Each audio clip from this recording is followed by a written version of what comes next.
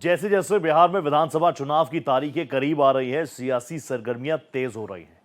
महागठबंधन में सब कुछ ठीक ना होने की अटकलें लगाई जा रही थी। ऐसे में अचानक तेजस्वी यादव ने कुछ महिलाओं के साथ प्रेस कॉन्फ्रेंस कर बिहार की चुनावी हवा में गर्माहट ला दी।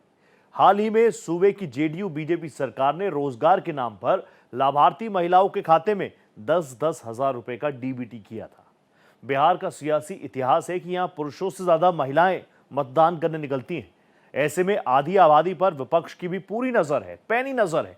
पूरा प्लान तैयार कर तेजस्वी सामने आए। बीच चुनाव आरजेडी नेता ने महिलाओं के लिए धमाकेदार ऐलान कर दिए। इसका असर वोटों पर पड़ेगा या नहीं, इसके लिए नतीजों का इंतजार करना होगा, लेकिन राजनीतिक गलियारों में खलबली मच गई। इसी पर पेश है हमारी ये खास रिपोर्ट। बिहार विधानसभा का चुनावी रण। महिला वोटरों पर सबकी नजर।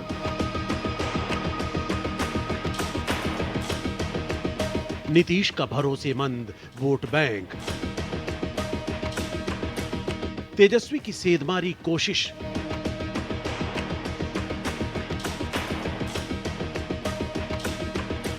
वादे योजनाओं की भरमार।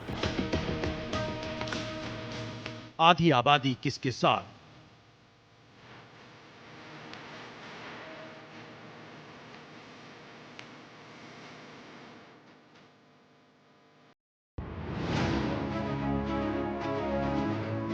बिहार में विधानसभा चुनाव 2025 के लिए चुनावी रण सज चुका है। एनडीए हो या महागठबंधन, अपने अपने तरीके से जनता को लुभाने के प्रयास में लगे हुए हैं।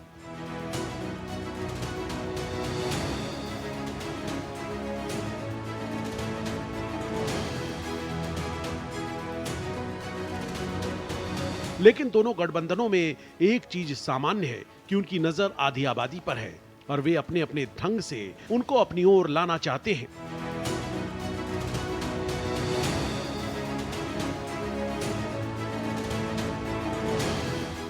नीतीश कुमार 20 साल से बिहार के सरताज बने हुए हैं। इसके पीछे आधी आबादी की बड़ी भूमिका रही है। नीतीश कुमार ने विभिन्न योजनाओं के माध्यम से महिला मतदाताओं को अपने पाले में बनाए रखा, चाहे वो शराबबंदी हो या जीविका दीदियों के लिए किए गए काम या लड़कियों के लिए साइकिल योजना।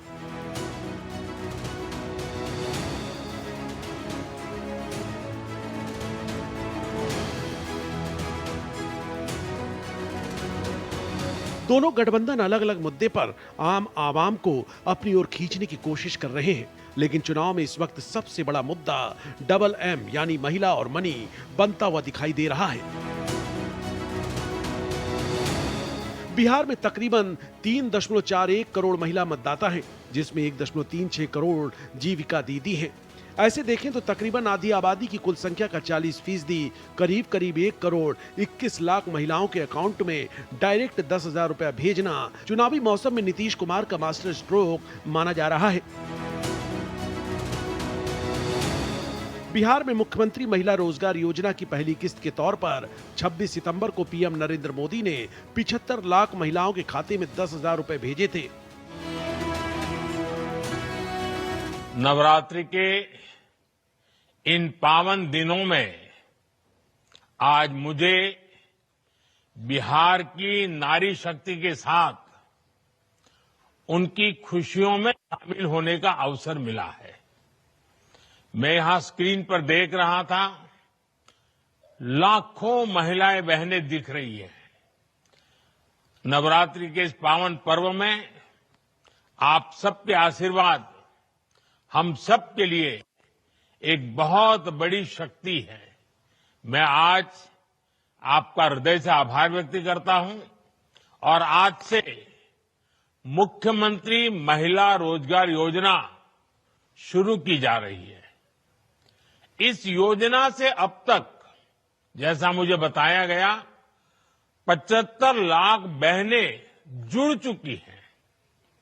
अभी एक साथ इन सभी 75 लाख बहनों के बैंक अकाउंट में 10-10 हजार रुपए भेजे गए। इसके बाद 3 अक्टूबर को 25 लाख महिलाओं के अकाउंट में 10,000 रुपए भेजे गए थे। नीतीश सरकार ने इसके अलावा पंचायत चुनाव में 50% आरक्षण पहले से ही दे रखा है। नौकरियों में भी महिलाओं को 35% आरक्षण दिया गया है। मुख्यमंत्री रोजगार योजना के तहत परिवार की एक महिला सदस्य को 10,000 रुपए दिए जा रहे हैं। महिलाओं को ये राशि लौटानी भी नहीं है।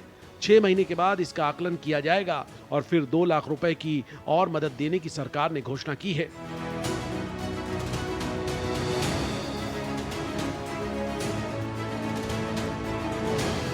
बता दें 2020 के विधानसभा चुनाव में एनडीए को लगभग 1,57,00,000 महिलाओं के वोट आए थे। इसके बाद सरकार का 1,21,00,000 महिलाओं के अकाउंट में डायरेक्ट 10,000 भेजना कहीं न कहीं एनडीए की तरफ से गेम चेंजर माना जा रहा है। पिछले कई चुनावों के परिणामों का विश्लेषण देखें, चाहे मध्य प्रदेश हो, झारखंड हो या महाराष्ट्र हो, इस प्रकार की योजना सरकार की वापसी का मार्ग प्रदर्शित करती है। हाँ, तेलंगाना और आंध्र प्रदेश इसमें अपवाद रहे। बता दें, जीविका योजना दरअसल बिहार सरकार द्वारा चलाई गई एक योजना है। इस योजना की शुरुआत करीब 2006 में की गई थी, जिसे विश्व बैंक की मदद से बिहार ग्रामीण आजीविका मिशन के तहत चलाया जाता है। इस योजना के जरिए महिलाओं को आर्थिक रूप से आत्मनिर्भर बनाया जाता है और इस योजना से जुड़ी महिलाओं को जीविका दीदी कहा जाता है। तकरीबन 1.36 करोड़ महिला सीधे इस योजना से जुड़ी हुई हैं। नीतीश कुमार के इस मास्टर स्ट्रोक के काउंटर में तेजस्वी यादव ने महिलाओं के लिए घोषणा की है। उससे पूरे राजनीतिक गलियारों से लेकर एनडीए खेमे में भी चर्चा का विषय बना हुआ है। तेजस्वी की तरफ से महिला वर्ग को साधने के लिए माई बहन योजना के बाद 1,36,00,000 जीविका दीदियों के लिए बड़ी घोषणा कहीं न कहीं नीतीश कुमार की 10,000 वाली स्कीम की काट के तौर पर देखा जा रहा है।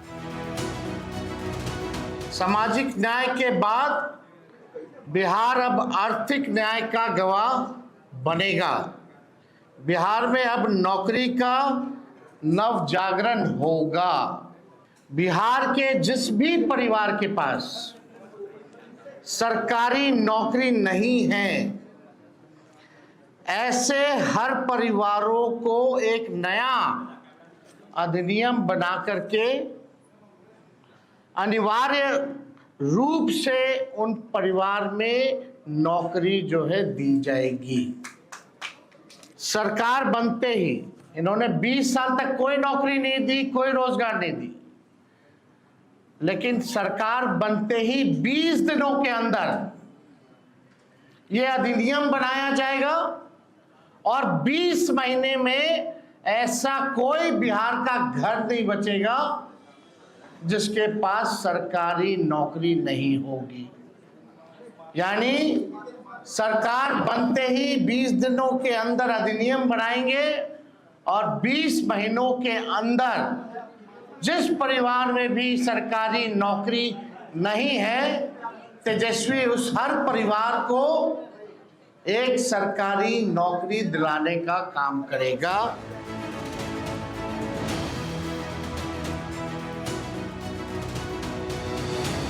बता दें, पूर्व डिप्टी सीएम तेजस्वी यादव ने हर घर में सरकारी नौकरी देने के वादे के बाद अब जीविका दीदियों को लेकर बड़ा ऐलान किया है। तेजस्वी यादव ने ऐलान किया कि चुनाव जीतने के बाद जीविका दीदियों को हर महीने 30,000 रुपए सैलरी दी जाएगी। इसके साथ ही जीविका दीदियों को सरकारी कर्मचारी का दर्जा दिया जाएगा। ये ऐतिहासिक पल है, जो एक ऐतिहासिक घोषणा हम करने जा रहे हैं। ये हमारा प्रण है और जो कह रहे हैं वो जरूर ये होगा और कर करके हम लोग दिखाने का काम करेंगे। उन सभी जीविका दीदियों की बात को सुनकर के सीएम दीदियां हैं, यानी कम्युनिटी मोबिलाइजर्स हैं, उन सभी सीएम दीदियों को स्थायी कर उन्हें सरकारी कर्मचारी का दर्जा देकर उनके वेतन को 30,000 प्रति माह हम लोग करेंगे। समूह की दीदियों द्वारा लिए गए लोन के सूद को माफ करा जाएगा। जीविका समूह की दीदियों को 2 वर्ष तक ब्याज मुक्त ऋण दिया जाएगा। जीविका समूह की दीदियों को अन्य सरकारी कार्यों के निष्पादन के लिए प्रति माह 2000 भत्ता जो है वो भी दिया जाए। जितना कैडर है, जीविका दीदियों का कैडर है, 5 लाख रुपए तक का बीमा सरकार जो है कराने का काम करे। तेजस्वी यादव ने कहा कि जीविका दीदियों का 5 लाख का बीमा भी कराया जाएगा और उन्हें साथ में 2000 रुपए भत्ता दिया जाएगा। जीविका दीदियों द्वारा लिए गए सभी ऋण के ब्याज को माफ कर दिया जाएगा। बेटी योजना और माई योजना लाया जाएगा। जन्म से लेकर इनकम दिलाने तक सरकार मदद करेगी। अध्यक्ष और कोषाध्यक्ष को मानदेय दिया जाएगा। उन्होंने ये भी कहा कि राज्य की सभी संविदा कर्मियों की सेवा स्थायी की जाएगी। तेजस्वी ने कहा, हम जो घोषणा कर रहे हैं उसे हर कीमत पर पूरा करेंगे। तेजस्वी ने यह भी कहा कि जीविका दीदियों का जितना शोषण हुआ है कहा नहीं जा सकता। उन्होंने आरोप लगाया कि जीविका दीदियों का सरकार की ओर से शोषण किया गया। जीविका दीदियों की बात सुनकर अध्ययन किया और घोषणा कर रहे हैं। दूसरी सबसे बड़ी घोषणा, आज की जो ऐतिहासिक घोषणा होने जा रही है, संविदा कर्मियों के साथ जो शोषण होता है, जो नुकसान हो रहा है, जो परेशान घूम रहे, कभी भी बिना कारण बताए सेवा उनकी समाप्त कर दी जाती है। वेतन से हर महीने 18% जो है जीएसटी जो है वो काटा जाता है। महिला कर्मियों को जो 2 दिन जो लीव मिलना चाहिए वो नहीं दिया जाता है। जितने भी संविदा कर्मी हैं, चाहे किसी भी मंत्रालय के हों, आउटसोर्स्ड हो, जिला में हो, हमारी घोषणा ये है कि प्रदेश में कार्यरत सभी संविदा कर्मियों को स्थायी किया जाएगा। बिहार के विभिन्न विभागों में बेल्ट्रॉन जैसी विभिन्न एजेंसियों के माध्यम से संविदा पर काम कर रहे संविदा कर्मियों के लिए ये ऐतिहासिक निर्णय हम लोगों ने लिया है। ऐसी घोषणा करके तेजस्वी यादव सीधे 1 करोड़ 36 लाख जीविका दीदी के माध्यम से आधी आबादी को साधना चाहते हैं। इसका कितना फायदा महागठबंधन और तेजस्वी को होगा, ये विधानसभा चुनाव के नतीजे ही तय करेंगे। अगर पीछे कई चुनावों के परिणामों का विश्लेषण करें तो ये देखा गया है कि इस प्रकार की योजना सरकार की वापसी का रास्ता खोलती है। राजनीतिक पंडित इसे मास्टर स्ट्रोक तक कहते हैं। मध्य प्रदेश में लाडली बहन योजना, झारखंड मैया सम्मान योजना, महाराष्ट्र में लाडकी बहन योजना सरकार वापसी में कितने बड़े कारण बने, ये कहने की जरूरत नहीं है। हालांकि इसके अपवाद भी हैं, जैसे तेलंगाना और आंध्र प्रदेश। कई बड़े डायरेक्ट बेनिफिट स्कीम के बावजूद वहां की विगत सरकार की वापसी नहीं हो पाई। लेकिन एक ट्रेंड समझने की जरूरत है कि आम वर्तमान सरकार जो अभी दे रही है उस पर अधिक विश्वास दिखाती है, बजाय कि जो पार्टी सत्ता में आने के बाद देने की बात करती है। देखना दिलचस्प होगा कि आधी आबादी किसके भरोसे को सिर माथे लेती है, किसको ताज देती है और किसको बेताज करती है। Bureau report, Bharat express. Bihar विधानसभा चुनाव में महिला मतदाता बगैर किसी शक के किंग मेकर साबित होती है। जिस तरफ आधी आबादी का झुकाव, वही गठबंधन बिहार पर अगले 5 साल राज करेगा, शासन करेगा। लेकिन अपनी समझ और फैसलों से महिला वोटर्स ने बिहार में जो मुकाम हासिल किया, वो कुछ दशक पहले सोचा तक नहीं जा सकता था। क्योंकि पहले महिलाएं घर के पुरुष मुखिया के फैसले के मुताबिक बगैर सोचे समझे वोट डाल दिया करती थी। लेकिन जैसे जैसे नारी ने अपनी शक्ति को पहचाना, पूरी राजनीति महिलाओं के हक की बात करने लगी, उनके इर्द गिर्द घूमने लगी। नीतीश कुमार ने महिलाओं को अपने पाले में करके ही पिछले 2 दशक से बिहार की सीएम की कुर्सी पर कब्जा कायम रखा है। लेकिन अब विपक्ष भी आधी आबादी की पूरी ताकत पहचान चुका है। लिहाजा बिहार विधानसभा का ये चुनाव महिलाओं को केंद्र में रखकर ही लड़ा जा रहा है।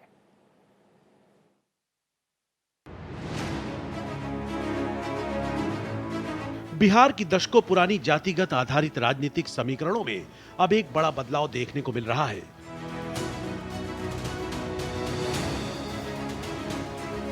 भले ही ये देखने में बहुत महीन लगता हो, पर बिहार विधानसभा चुनाव में ये तगड़ा असर छोड़ रहा है। राज्य की राजनीति में महिलाएं वोटर अब सबसे अहम किरदार अदा कर रही हैं। पहले महिलाओं का वोटिंग प्रतिशत बहुत कम रहा करता था, लेकिन आज वो बिहार की चुनावी रणभूमि की निर्णायक ताकत बन गई हैं।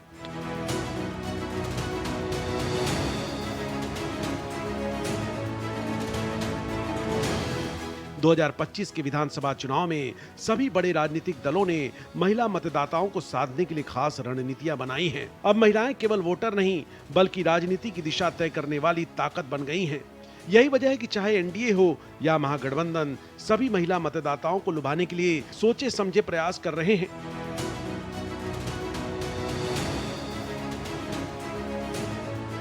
उन्नीस बिहार विधानसभा चुनाव में जहां पुरुष मतदाताओं की संख्या 71.27% थी, वहीं महिला मतदाता केवल 38.32% थी। लेकिन अगले 2.5 दशक के दौरान महिला मतदाताओं की भागीदारी बिहार के चुनाव में लगातार बढ़ती चली। लंबे अंतराल के बाद 2025 में महिलाएं करीब करीब पुरुषों की बराबरी पर आ गईं। तब अक्टूबर-नवंबर में हुए विधानसभा चुनाव में महिलाएं बहुत कम अंतर से पुरुष मतदाताओं से पीछे थीं। दशकों से चली आ रही बिहार के मतदाताओं की पुरुषवादी और शहरी छवि में 2010 के बाद से नाटकीय परिवर्तन दिखने लगा। महिलाओं की भागीदारी चुनाव में तेजी से ऊपर की ओर उठने लगी और आखिर 2010 के विधानसभा चुनाव में महिलाओं ने पुरुषों को ही पछाड़ दिया। तब मतदान में महिलाओं की भागीदारी का प्रतिशत 54.44% था, जबकि पुरुष की भागीदारी 51.11% पर रह गई। 2020 के बिहार विधानसभा चुनाव में महिलाओं ने बड़ी संख्या में मतदान कर पुरुषों से बहुत बड़ा अंतर बना लिया। महिला वोटर्स की संख्या 60% के पार पहुंच गई, तो पुरुष 54% तक ही पहुंच पाए। यानी बिहार विधानसभा चुनाव में भागीदारी का जो वर्चस्व साल 2000 तक पुरुषों का था, वो अब महिलाओं का होता दिख रहा है। पिछले बिहार चुनाव में 243 सीटों में से 167 सीटों पर महिलाओं ने पुरुषों से अधिक मतदान किया। कुछ सीटों पर तो महिला मतदान दर पुरुषों की तुलना में 20% तक अधिक रही। ये चुनावी प्रक्रिया में महिलाओं की बढ़ती भागीदारी को दर्शाता है। ऐसा पहली बार नहीं हो रहा था।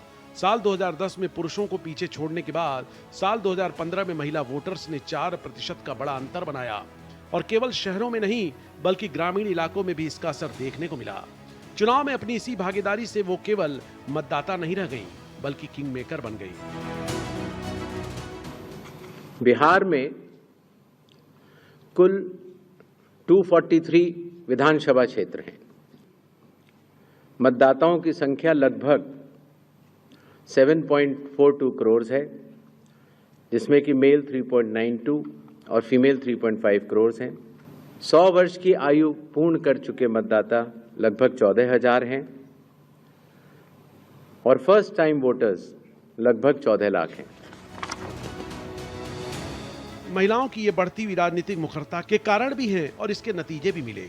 नीतीश कुमार की सरकार ने राज्य में नारी शक्ति की क्षमता को पहचानते हुए उनकी भागीदारी को बढ़ाने का काम किया। महिलाओं से जुड़ी नीतियां बनाई गईं, जैसे 2006 में पंचायती राज संस्थानों में महिलाओं को 50% आरक्षण देना और 2013 में पुलिस की नौकरी और बाद में राज्य की सभी सरकारी नौकरियों में महिला आरक्षण 35% करना उनकी प्रमुख नीतियों में शामिल रही। साथ ही राज्य में 2016 में की गई शराबबंदी ने भी महिला वोटरों को आकर्षित किया। हालांकि नीतीश सरकार का ये नीतिगत फैसला विवादास्पद भी रहा है। खासकर जहरीली शराब से होने वाली मौतों, लाखों की संख्या में मुकदमे और गिरफ्तारियों की वजह से नीतीश सरकार पर भारी राजनीतिक दबाव भी पड़ा।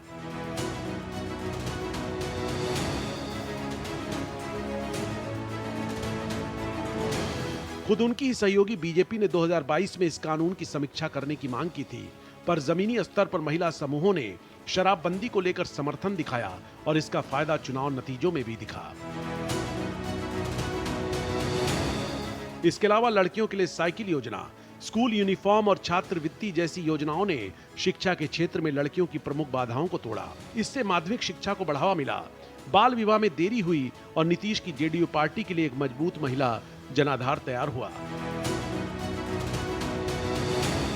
वहीं जीविका मिशन के तहत स्वयं सहायता समूह की करीब 1.5 करोड़ महिलाओं को ऐसे समूहों में संगठित किया गया जिनके पास आर्थिक और राजनीतिक मोल भाव की ताकत है। एक तरफ नीतीश कुमार और गठबंधन के उनके सहयोगियों ने महिला सशक्तिकरण और उनकी आर्थिक स्वतंत्रता से जुड़ी कल्याणकारी योजनाओं को लगातार शुरू करके महिलाओं के बीच न केवल अपने समर्थन को बनाए रखने के साथ ही उनके बीच अपने समर्थन को और कैसे बढ़ाया जाए, इस पर भी इन दलों ने खास तौर पर काम किया।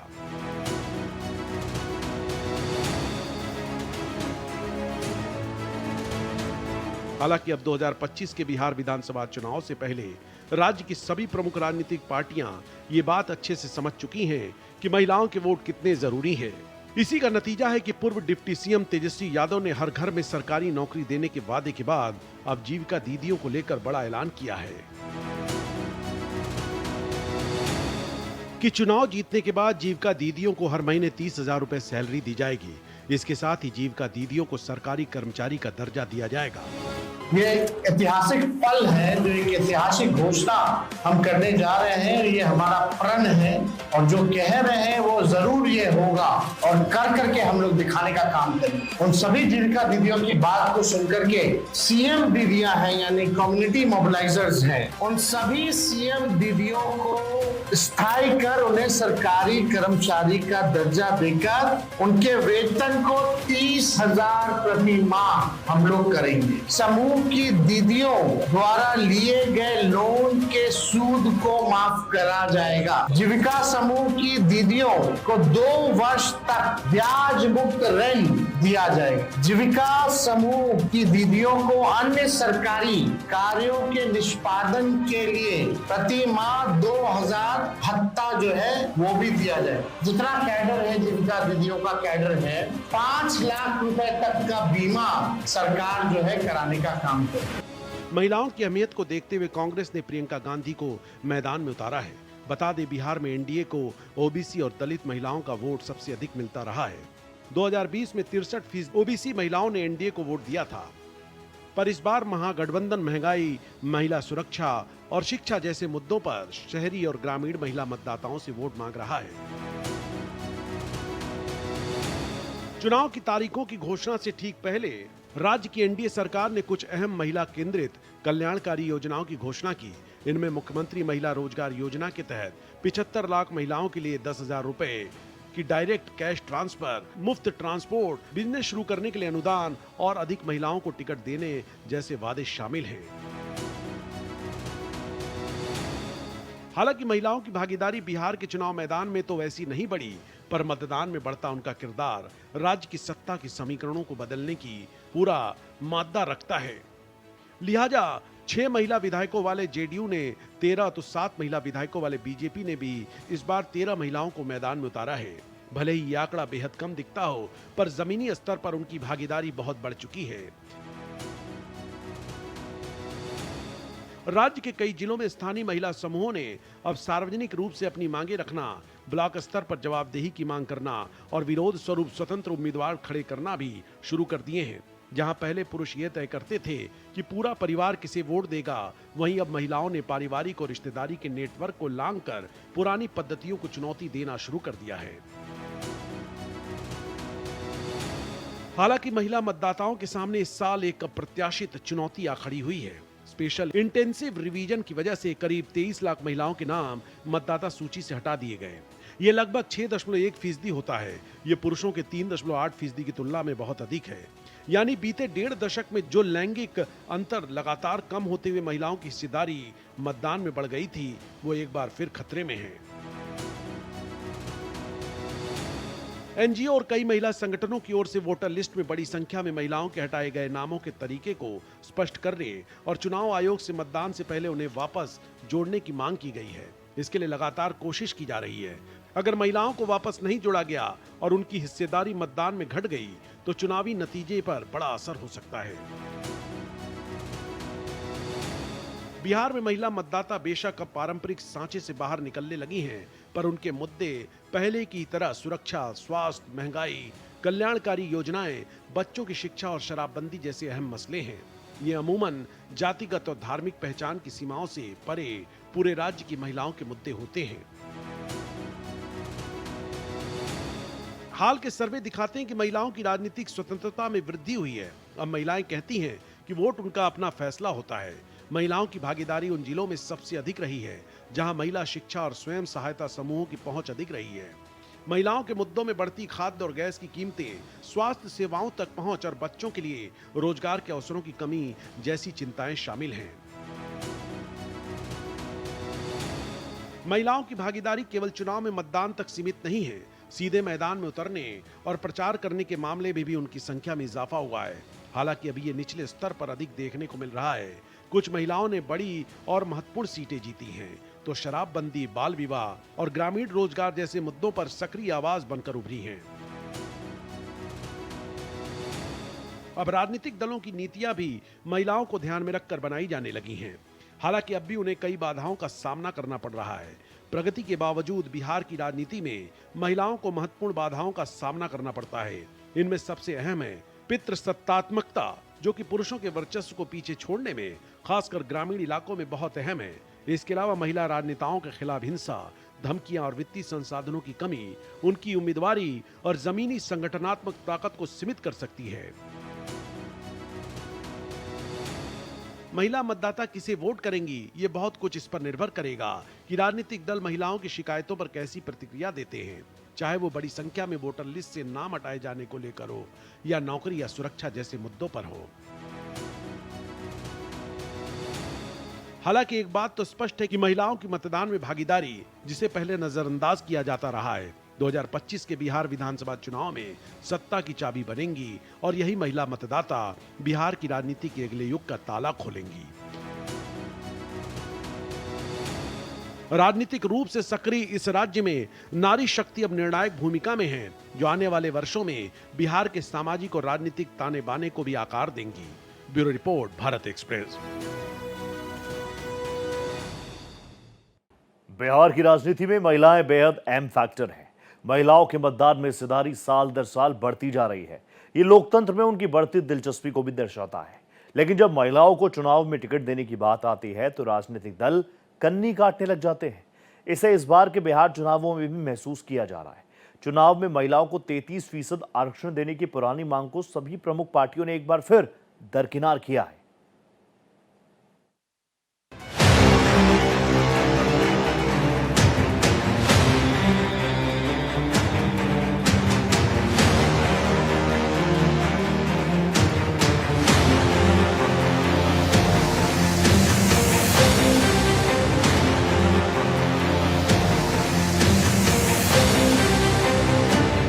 बिहार विधानसभा चुनाव की चेस बोर्ड पर महिला मतदाता इस बार किंग मेकर की भूमिका में है।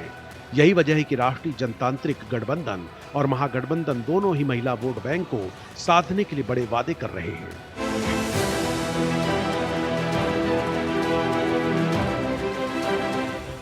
हम लोगों ने निर्णय लिया है कि जितनी जीविका सीएम दीदियां हैं, यानी कम्युनिटी मोबिलाइजर्स हैं, उन सभी सीएम दीदियों को स्थायी कर उन्हें सरकारी कर्मचारी का दर्जा देकर उनके वेतन को 30,000 प्रति माह हम लोग करेंगे।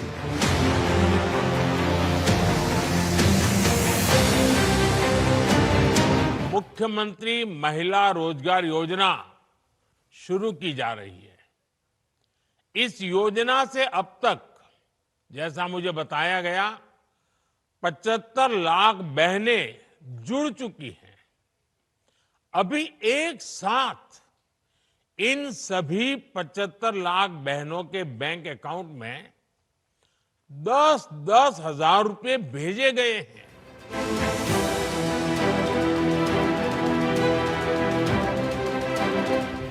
हालांकि इन लुभावनी घोषणाओं के बावजूद भी राजनीतिक दलों ने टिकट बांटने में विमेन्स एम्पावरमेंट के मुद्दे पर फेलियर साबित हुए हैं। चुनाव में महिलाओं की 33% आरक्षण देने की पुरानी मांग को सभी प्रमुख पार्टियों ने एक बार फिर दरकिनार कर दिया है।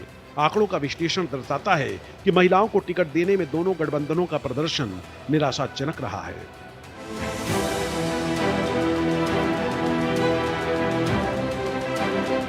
महिलाओं को टिकट बांटने में राष्ट्रीय जनतांत्रिक गठबंधन की स्थिति भी कुछ खास बेहतर नहीं रही है। भारतीय जनता पार्टी और जनता दल यूनाइटेड दोनों ने 101 सीटों पर चुनाव लड़ते हुए 13 महिलाओं को टिकट दिया। एनडीए के अन्य सहयोगी जिनमें लोक जनशक्ति पार्टी रामविलास और राष्ट्रीय लोक मोर्चा आरएलएम शामिल हैं, ने कुल 6 महिलाओं को उम्मीदवार बनाया। जीतन राम मांझी की हम ने भी परिवार की 2 महिलाओं को ही टिकट दिया। एनडीए ने राज्य की कुल 243 सीटों में से केवल 35 महिलाओं को चुनावी मैदान में उतारा है।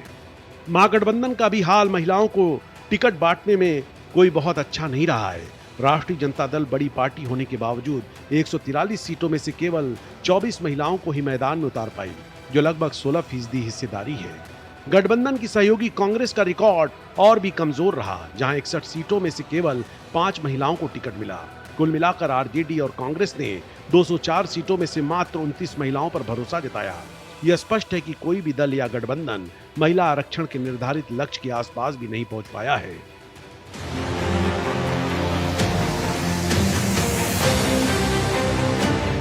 महिलाओं को टिकट बांटने में भले ही राजनीतिक दल पीछे रह गए हों, लेकिन महिलाओं के वोट बैंक को साधने में कोई भी दल पीछे नहीं रह रहा है। आज 10-10 हजार रुपए महिलाओं के अकाउंट में डालकर इस बात को सुनिश्चित करने का हमारी सरकार प्रयास कर रही है कि वो उद्यमी बने, वो अपने पांव पे खड़ी हों। और जब एक महिला अपने पांव पे खड़ी होती है तो पूरे परिवार को साथ लेके खड़ा होती है। तो ऐसे में जिन महिलाओं के अकाउंट में गए हैं 10,000 रुपये, वो इसलिए नहीं गए कि भैया आज दिए हैं फिर तुमको दे देंगे, फिर तुमको दे देंगे। नहीं, आप एक प्रोजेक्ट तैयार कीजिए। आप जिस भी व्यवसाय में आप जाना चाहती हैं, आप उसके लिए आप कार्य कीजिए, इनिशियल रिपोर्ट सबमिट कीजिए और उसके बाद 2 लाख रुपए की और राशि आपको दी जाएगी, ताकि आप उसको पूरी तरीके से आप स्थापित कर सकें। ये विकास की सोच है। ये कैसे एक परिवार को आत्मनिर्भर बनाया जा सके, उस दिशा में उठाया गया कदम है।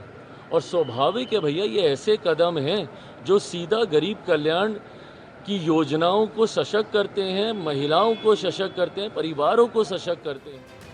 सीएम नीतीश कुमार ने महिला वोट बैंक को विकसित करने में बड़ी भूमिका निभाई है। विधानसभा चुनाव से ठीक पहले नीतीश सरकार ने विमेंस एम्पावरमेंट पर फोकस बढ़ा दिया है। मुख्यमंत्री महिला रोजगार योजना के तहत 1.21 करोड़ महिलाओं के बैंक खातों में 10,000 रुपए की राशि हस्तांतरित की गई है। इसके साथ ही आंगनबाड़ी सेविकाओं और स्कूल रसोइयों के मानदेय में वृद्धि की घोषणा कर सरकार ने अपने सामाजिक कल्याण के संदेश को और मजबूत किया है। वर्ष 2005 से पूर्व बिहार ऐसी हालत में था कि लोग परेशान थे। जो हम लोग तो शुरू हुए थे, आप जानते ही हैं, 25 में, और उसके पहले जो सरकार थी, आपको मालूम है, उसको मौका मिला था, उसको भी मौका मिल गया था 15 साल।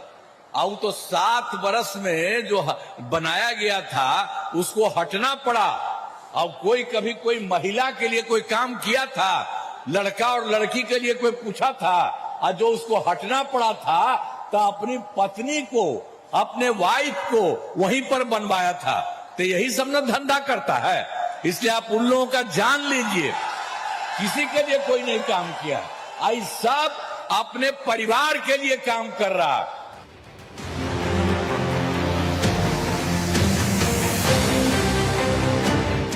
राजनीतिक विश्लेषकों का मानना है कि यह कदम चुनावी रणनीति का हिस्सा भी है, जिससे महिला मतदाताओं के बीच नीतीश सरकार की छवि को सशक्त और सहानुभूतिपूर्ण रूप में पेश किया जा सके।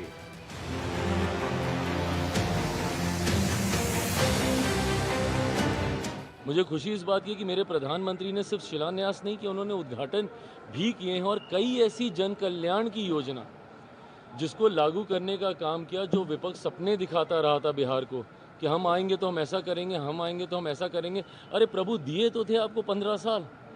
इतनी ही चिंता और इतने ही विजनरी आप थे और आपका परिवार था, तो क्यों नहीं आपने उस वक्त इन योजनाओं को अपने धरातल पर उतार दिया था। ऐसे में आज जब उन योजनाओं की न सिर्फ घोषणा की गई है, बल्कि उसको अमल में भी ला दिया गया है। महिलाओं के लिए आपकी सोच तो भैया सिर्फ सीमित इतनी थी कि आप उम्र भर आप उनको अपने ऊपर डिपेंडेंट रखते, हर महीने आप उनको एक किस्त देते रहते, हर महीने आप एक किस्त देते रहते। यही आपकी सोच थी ना। इसी सोच को आप बोल रहे थे कि भैया कॉपी कर रहे हैं, कॉपी कर रहे हैं। क्या कॉपी किया?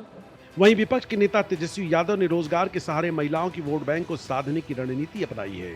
उन्होंने जीविका दीदियों को स्थायी सरकारी नौकरी और 30,000 रुपए मासिक वेतन देने का बड़ा वादा किया है। हम लोगों ने निर्णय लिया है कि जितनी जीविका सीएम दीदियां हैं, यानी कम्युनिटी मोबिलाइजर्स हैं, उन सभी सीएम दीदियों को स्थायी कर उन्हें सरकारी कर्मचारी का दर्जा देकर उनके वेतन को 30,000 प्रति माह हम लोग करेंगे। इसके अतिरिक्त हर परिवार को सरकारी नौकरी देने और उनकी घोषणा महिलाओं के बीच एक बड़ा आकर्षण बिंदु है। बता दें, बिहार में यह सर्वमान्य सच है कि महिला वोटर को बड़ी सावधानी से अपने पक्ष में रखना चाहिए, खासकर जब चुनाव नजदीक हो। सत्तारूढ़ गठबंधन एनडीए और विपक्षी महागठबंधन दोनों ने इस तथ्य को स्वीकार किया है, इसलिए उन्होंने अपने वादों में महिलाओं के लिए पेंशन, बैंक हस्तांतरण, मानदेय और महिलाओं से जुड़ी योजनाओं की पेशकश की है। एनडीए ने चुनाव से पहले प्रत्यक्ष लाभ अंतरण यानी डीपीटी मॉडल पर जोर दिया है, जिसमें प्रत्यक्ष और समय पर मनी ट्रांसफर सुनिश्चित करने के लिए अन्य राज्यों से प्रेरणा ली गई है। मुख्यमंत्री महिला रोजगार योजना से लेकर विधवाओं, वृद्धों और दिव्यांगों के लिए पेंशन को लगभग 3 गुना करके सरकार ने सामाजिक कल्याण को राजनीतिक संदेश के साथ जोड़ने की कोशिश की है। इस बीच महागठबंधन ने अपने वादों के साथ इसका जवाब दिया है, जिसमें माई बहन मान योजना के तहत महिलाओं को 2500 रुपए प्रति माह और घरों के लिए 200 यूनिट मुफ्त बिजली का वादा शामिल है। मुझे करोड़ों जो हमारी माताएं हैं, बहनें हैं, उनके आशीर्वाद से मुझे आज बहुत प्रसन्नता हो रही है ये घोषणा करने में कि हमने जो निर्णय लिया है कि अगर हमारी सरकार बनेगी तो हम लोग माई बहन मान योजना की शुरुआत करेंगे। माई बहन मान योजना के तहत जो हमारी माताएं बहनें हैं, जो महंगाई से जूझ रही हैं, जो गरीब महिलाएं अपने पसंद का खा भी नहीं पा रही हैं, कपड़ा नहीं पहन पा रही हैं, बच्चों का इलाज नहीं करा पा रही हैं, आर्थिक तौर पे जो कमजोर महिलाएं हैं, उनके लिए हम लोग माई बहन मान योजना के तहत सीधे उनके खाते में 2500 रुपया हम लोगों की सरकार देने का काम करेगी और सरकार बनते ही 1 महीने के भीतर इस योजना की शुरुआत हम लोग जो है कर देंगे।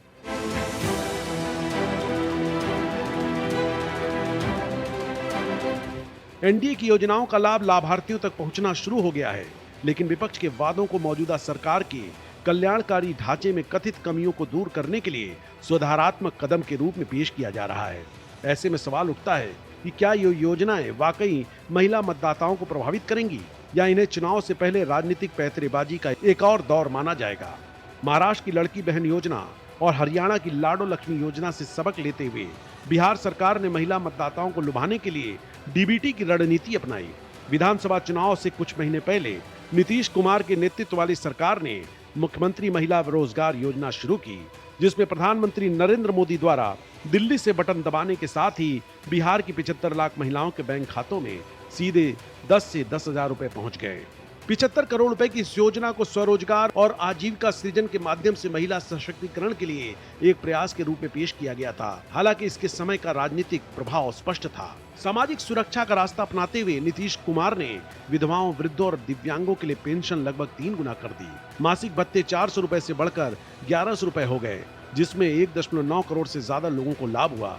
बढ़ी हुई राशि हर महीने की 10 तारीख तक लाभार्थियों के बैंक खातों में सीधे जमा कर दी गई। आशा कार्यकर्ताओं का मानदेय 1000 रुपए से बढ़कर 3000 रुपए हो गया, जबकि ममता कार्यकर्ताओं की प्रोत्साहन राशि दोगुनी होकर 600 रुपए प्रति प्रसव हो गई। सरकार ने इसे ग्रामीण स्वास्थ्य सेवा को बढ़ावा देने में उनकी महत्वपूर्ण भूमिका के लिए सम्मान के रूप में पेश किया, लेकिन विधानसभा चुनाव से पहले के समय ने इसे एक स्पष्ट राजनीतिक रंग दे दिया।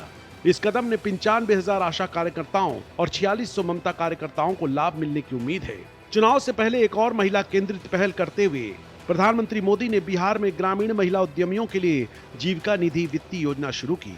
इस पहल का उद्देश्य राज्य के जीविका स्वयं सहायता समूहों से जुड़ी महिलाओं के लिए ऋण तक पहुंच को आसान बनाना था।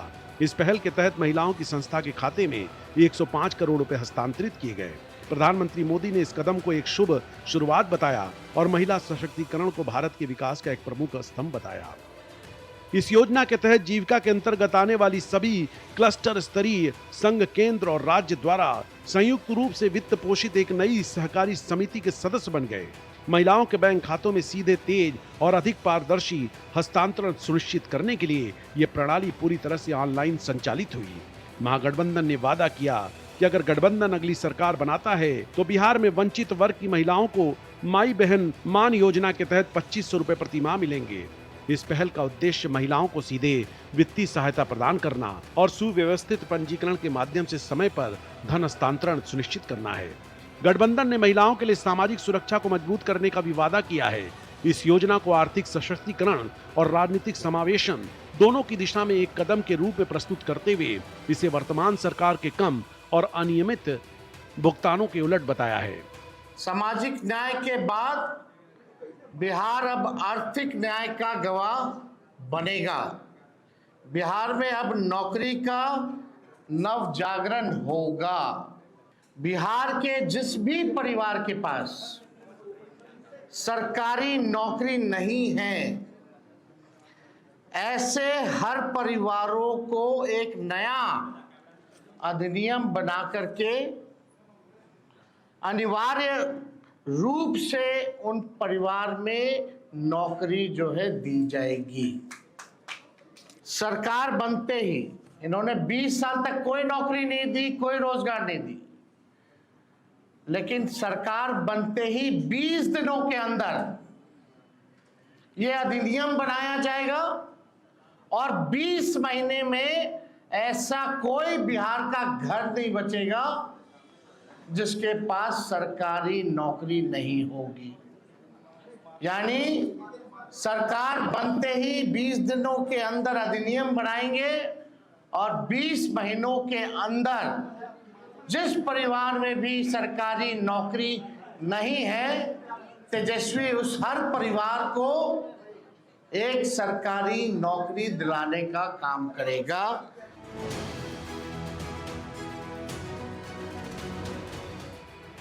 महागठबंधन ने वादा किया है कि अगर वो बिहार में अगली सरकार बनाता है तो वो उपभोक्ताओं को 200 यूनिट मुफ्त बिजली देगा। इस पहल को घरेलू खर्चों को कम करने और विधानसभा चुनाव से पहले मतदाताओं का समर्थन पाने के उपाय के रूप में पेश किया गया था। हालांकि कुछ महीनों बाद बिहार सरकार ने घरेलू उपभोक्ताओं के लिए 125 यूनिट तक मुफ्त बिजली की घोषणा की। Bureau report, Bharat express.